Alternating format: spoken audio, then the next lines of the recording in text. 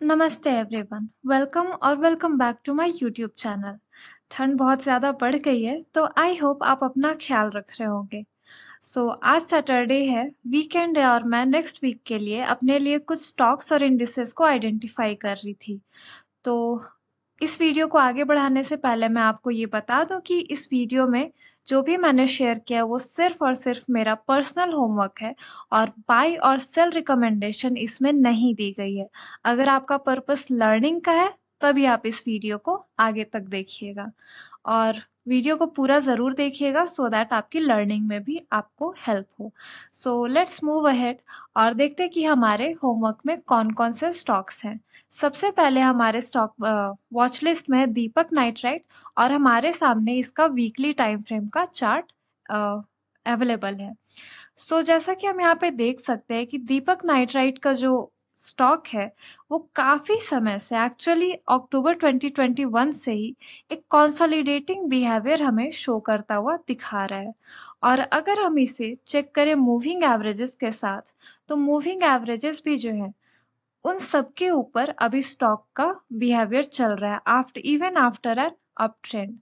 Finally last week में हमें एक शूटिंग जैसा कि हम देख सकते हैं अप्रोक्सीमेटली 14% का इसने मूव दिया और फाइनली लास्ट वीक में एक शूटिंग कैंडल काइंड ऑफ इसने एक पैटर्न रजिस्टर किया है। यहाँ पे हम एक चीज नोटिस कर पा रहे हैं कि ये जो लेवल हमारा 2388 के अराउंड का निकल के आ रहा है वो जब भी इसने टच किया है दीपक नाइट्राइट ने तो हमें एक अच्छा डाउनसाइड मूव भी देखने को मिला है। पहला तो इसने जब 4th ऑफ अप्रैल का वीकली कैंडल जब इसने टच किया था तो हमें डायरेक्टली एक सपोर्ट जोन की तरफ जाता हुआ मूव देखने को मिला। अगेन बफर पॉइंट्स के साथ ये जब 31 अक्टूबर को मंथली और वीकली क्लोज इसने जब दिया तो अगेन वी कुड सी कि जो स्टॉक है एक डाउनसाइड मूव के तरफ गया बट हमें इसमें एक थोड़ा चेंज होता हुआ देखने को मिल रहा है आगे की तरफ में। अगर मैं मूविंग एवरेजेस को हाइड कर दूं तो और भी क्लियर देखने को मिलेगा। अब जो है ये स्टॉक ऊपर की तरफ थोड़ा-सा मूव करता हुआ हमें देखने को मिल रहा है। यानी कि इस लो से अगर हम आइडेंटिफ़ाई करें, तो ये जो लोज़ हैं ना, ये हायर लो रजिस्टर करते हुए जा रहे हैं। जैसा कि हम 6 फरवरी की कैंडल का लो चेक करें, तो वो हमारा 1730 के अराउंड ये रजिस्टर हुआ था। देन हमें एक और लो देखने को मिला 10th ऑफ जुलाई का जो कि लो था 1900 का 1730 से ऊपर।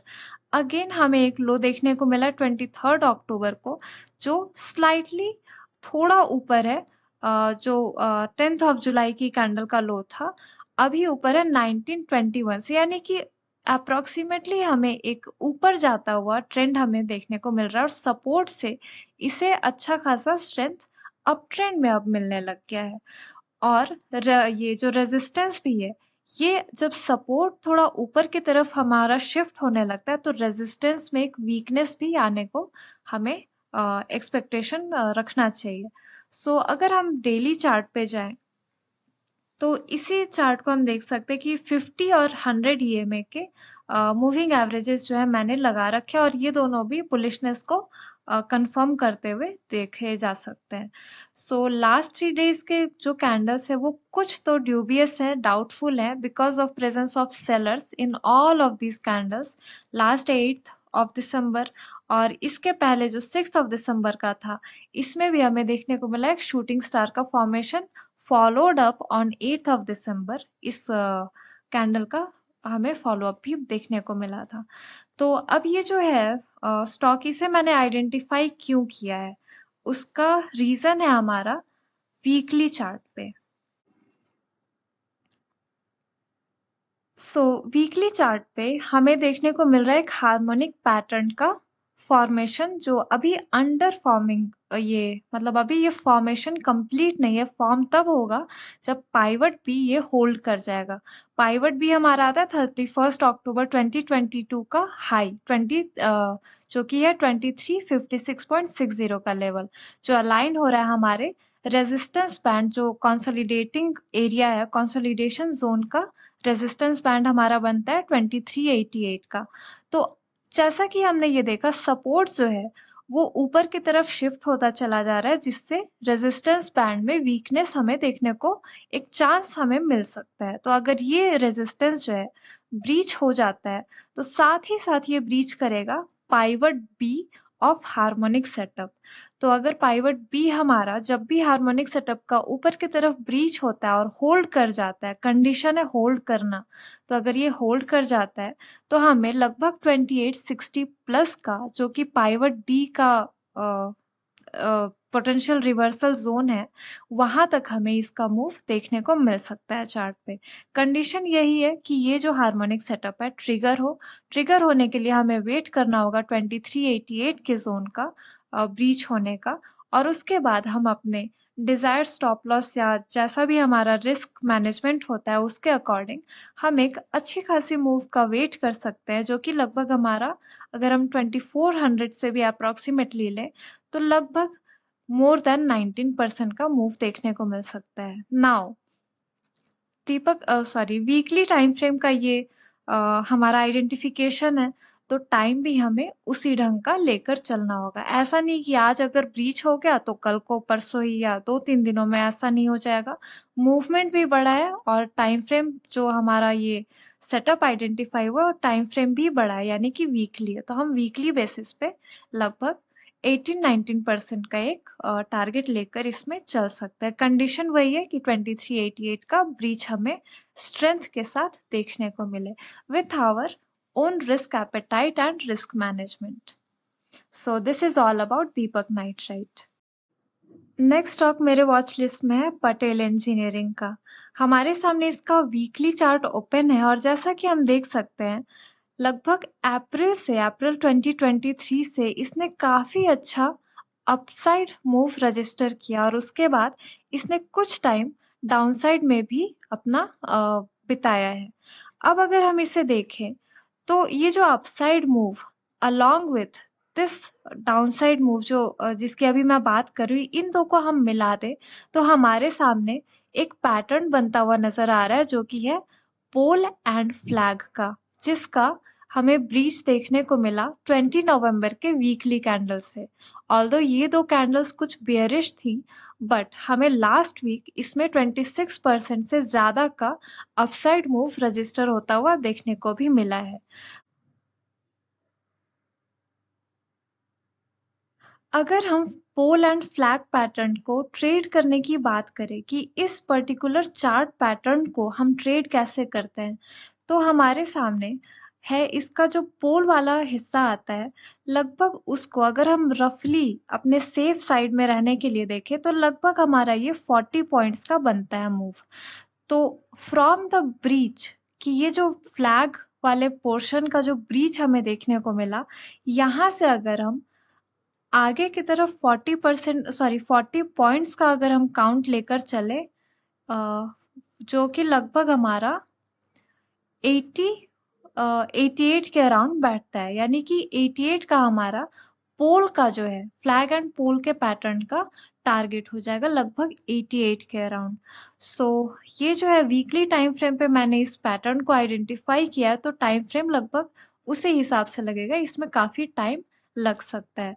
तो एक ये मेरा होमवर्क चल रहा है फिलहाल पटेल इंजीनियरिंग पे, जो कि लगभग फ्रॉम करंट लेवल्स 88 का जो लेवल आता है वो 40% के अराउंड बैठता है। तो जब ये इस जगह पे reach out, I mean achieve कर लेगा 88 के लेवल को, तो वहां पे मेरी फ्रेश इस पे व्यू मैं बनाऊंगी और देखूंगी कि कोई अगर नया पैटर्न फॉलो अप मूव में देता है तो फिर इस होमवर्क को मैं कंटिन्यू रखूं या फिर किस तरह से आगे बढ़ाऊंगी, वो भी आपको इसके फॉलो अप वीडियो में आपको मिल जाएगा।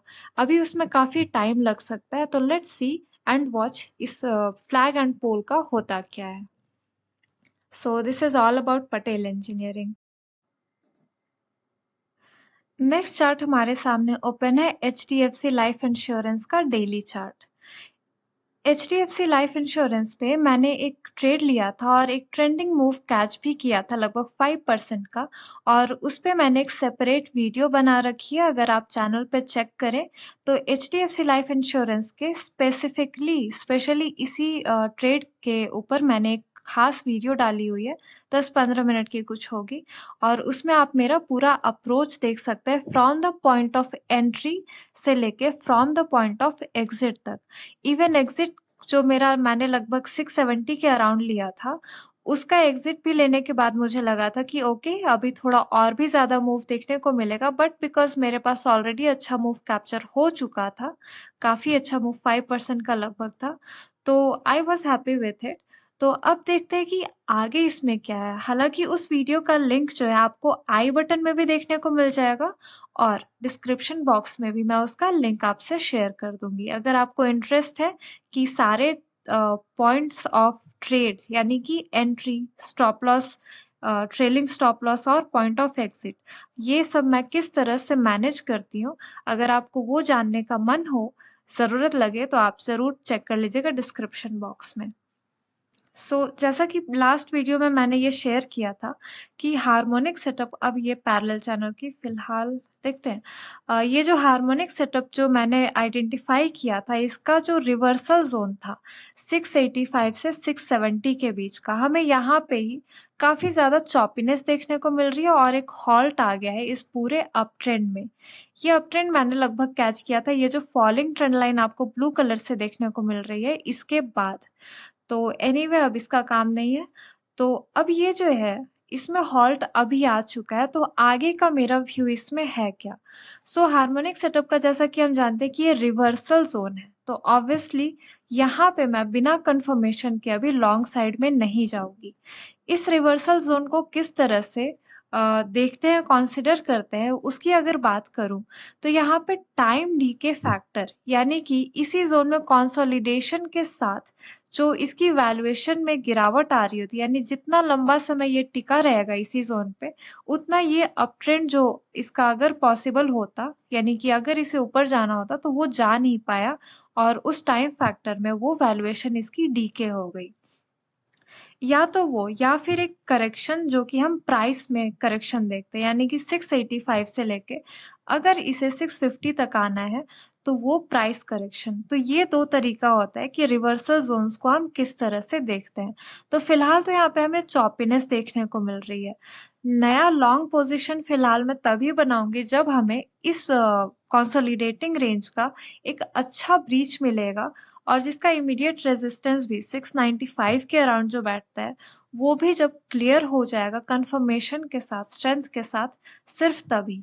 अदरवाइज़ एक और चांस यहाँ पे हमें देखने को मिल रहा है कि अगर ये 670 का लेवल भी जो है वो भी होल्ड ना करे, अगर कंसोलिडेटिंग रेंज भी ब्रीच हो जाए, तो एक पोटेंशियली हम एक और रेंज देख सकते हैं जो कि लगभग पाइवट बी या अपर बैंड ऑफ ये जो पुराना चैनल हमने आइडेंटिफाई कर रखा है, इसके अपर बैंड पे अगर एक पोलैरिटी सेटअप हमें आइडेंटिफाई करने को मिलता है, तो हम वहाँ से एक फ्रेश ट्रेड ले सकते हैं।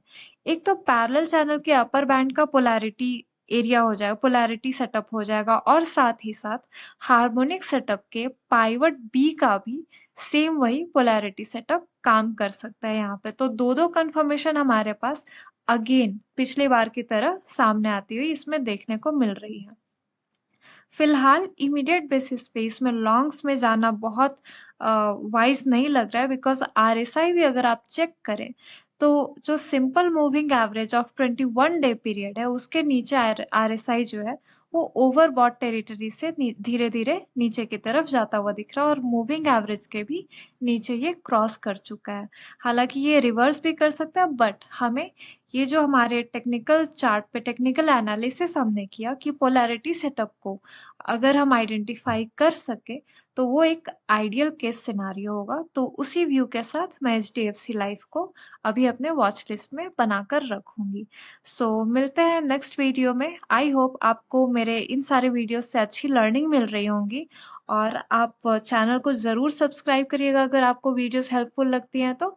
तब तक के लिए साइनिंग ऑफ। Take care.